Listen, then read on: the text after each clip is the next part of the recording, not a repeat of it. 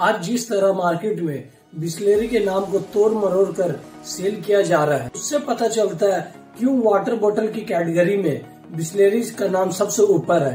बिसलेरी आज इतना फेमस हो गया कि लोग इसे सबसे सेफ और प्योर मिनरल वाटर मानते हैं, और यही वजह है जो कहते हैं हर पानी की बोतल बिसलेरी नहीं होती। आज सफलता की बुलंदियों पे नजर आने वाला बिसलेरी आज बिकने की कगार पर है। और इससे भी ज्यादा हैरानी की बात है, बिसलेरी के चेयरमैन रमेश चौहान रिलायंस और नेस्ले जैसी कंपनी के ऑफर को ठुकराकर अपनी कंपनी सिर्फ टाटा के हाथ बेचना चाहते हैं। बिसलेरी क्यों बिक रहा है, ये जानने से पहले हमें इस कंपनी की वैल्यू और हिस्ट्री को जरूर जानना चाहिए।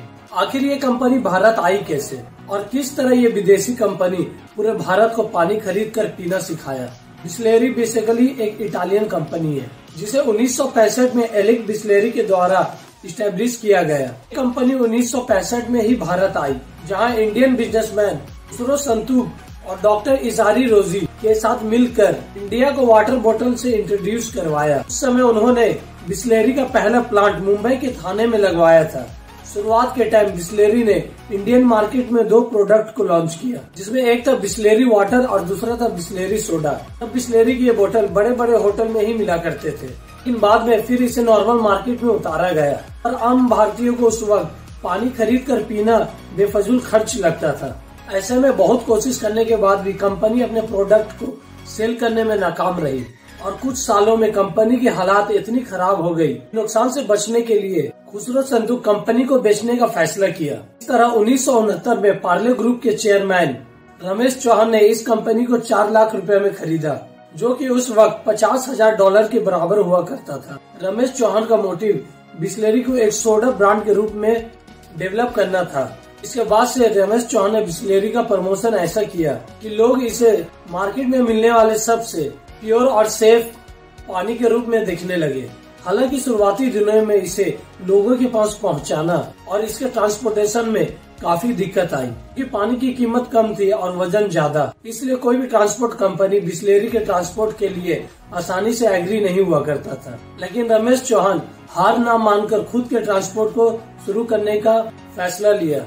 आज पूरे भारत में बिसलेरी के पास 6000 ट्रक, 4000 डिस्ट्रीब्यूटर और 135 ऑपरेशनल प्लांट का वर्क है। वैसे अगर इंडियन वाटर बोतल की मार्केट की बात करें तो ये 20,000 करोड़ से भी ज्यादा की मार्केट है और इसमें भी बिसलेरी अकेला 60% का हिस्सेदार है।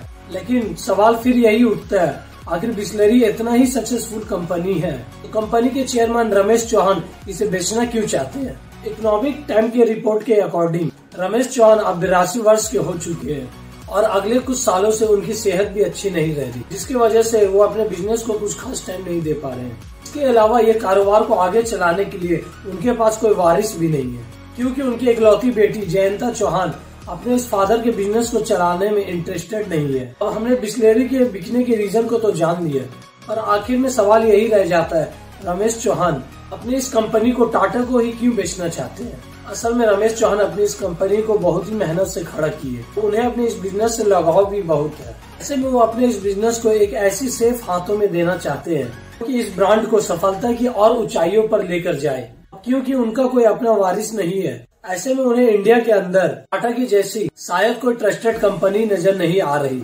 जो कि इस काम को सही और वफादारी से अंजाम दे।